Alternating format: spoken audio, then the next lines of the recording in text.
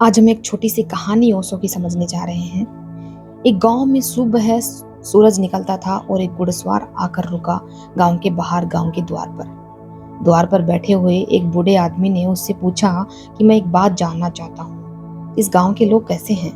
मैंने अपना पुराना गांव छोड़ दिया और नए गांव की तलाश में हूँ कि जहाँ मैं रह सकूँ। मैं जानना चाहता हूँ कि इस गांव के लोग कैसे हैं, यह गांव कैसा है। अगर अच्छा हो तो मैं यहाँ बस जाऊँ। उस बूढ़े आदमी ने घुड़सवार को नीचे से ऊपर तक गौर से देखा और फिर कहा कि इस प्रश्न का उत्तर मैं तभी दे सकता हूँ जब मेरे एक प्रश्न का उत्तर आप पहले दे दो। मैं जानना चाहता हूँ कि उस गांव के लोग कैसे थे जिसे आपने छोड़ दिया। यह बात सुनते ही उस आदमी की आंखें क्रोध के अंगारों से भर गई और उसने कहा कि उस दुष्ट गांव का स्मरण भी न दिलाना। उस गांव से बदतर लोग जमीन पर कहीं भी नहीं हो सकते। उन्हीं दुष्टों के कारण मुझे वह गांव छोड़ना पड़ा है और यह आशा और प्रार्थना लेकर गांव छोड़ा है कि जिस दिन मेरे हाथ में शक्ति होगी उन्हें बताऊंगा मैं। मेरे साथ जो दुर्व्यवहार किया गया है उनका फल उन्हें निश्चित ही जरूर मिलेगा। उस बूढ़े आदमी ने कहा कि फिर क्षमा करें, मैं आपसे कहता हूँ कि मैं 70 वर्ष से इस गांव में रह रहा हूँ। इस गांव के लोग उस गांव से भी बुरे हैं। आप कोई और गांव खोज लें, इस गांव के लोग अच्छे नहीं हैं।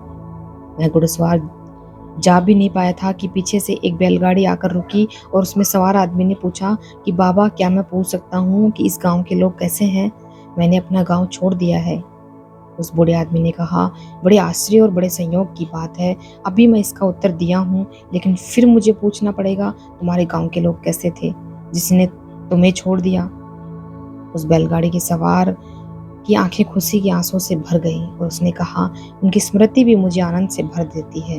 उतने प्यारे लोग शायद पृथ्वी के किसी गांव में खोजने से न मिले। दुर्भाग्य मेरा कि किसी मुसीबत में मुझे वह गांव छोड़ना पड़ा और यही आशा लेकर गांव छोड़ा हूँ कि जब भी सौभाग्य होगा तब वापस उसी गांव में जाकर बस जाऊंगा। कैसे हैं इस गांव के लोग? उस बूढ़े ने कहा, बैलगाड़ी गांव के भीतर मोड़ लो। मैं तुम्हारे स्वागत करता हूँ और विश्वास दिलाता हूँ कि मैं 70 वर्षों से इस गांव में हूँ। इस गांव से प्यारे और अच्छे लोग पृथ्वी पर कहीं भी नहीं खोजे जा सकते। मैं भी उस गांव के दरवाजे पर था और मैंने उस बूढ़े आदमी की ये दोनों बातें सुनी। मैं बड़ी मुश्किल में पड़ गया। अगर मैंने एक बात सुनी होती तो ठीक थी। पहले आदमी ने उसने कहा कि इससे बुरे आदमी कहीं भी खोजने कठिन है, और दूसरे आदमी से उसी ने कहा कि इस गांव में अच्छे आदमी खोजने मुश्किल है। जब मैं बैलगाड़ी गांव के भीतर चली गई तो मैंने उस बूढ़े आदमी से पूछा कि मैं बहुत मुश्किल में पड़ गया हूँ, इस गांव के लोग आखिर कैसे हैं? उस बूढ़े आदमी ने कहा, हर गांव के लोग वैसे ही होते हैं जैसे आप होते हैं। गांव के लोग आपके ऊपर निर्भर करते हैं कि आप कैसे हैं। गांव अपने आप स्वर्ग हो जाता है अगर आपके भीतर प्रेम है, और गांव नरक हो जाता है अगर आपके भीतर घृणा है। संसार तो बड़ा गांव है। थोड़ी देर के लिए हम उसमें मेहमान होते हैं और उन लोगों को मैं अधार्मिक कहता हूँ जो संसार को असार कहते हैं। धार्मिक आदमी में मैं उसको कहता हूँ जो असार को खोजता हो तो अपनी दृष्टि में, अपने मन में। अगर संसार बुरा दिखाई पड़ता हो तो असार दिखाई पड़ता हो, शत्रु दिखाई पड़ता हो, तो जान लेना ठीक से कि वह उसी बात का प्रक्षेपण है जो आपके भीतर छिपी है। वह उसी का प्रोजेक्शन है। हम दूसरे में उसी को खोज लेते हैं जो हम हैं।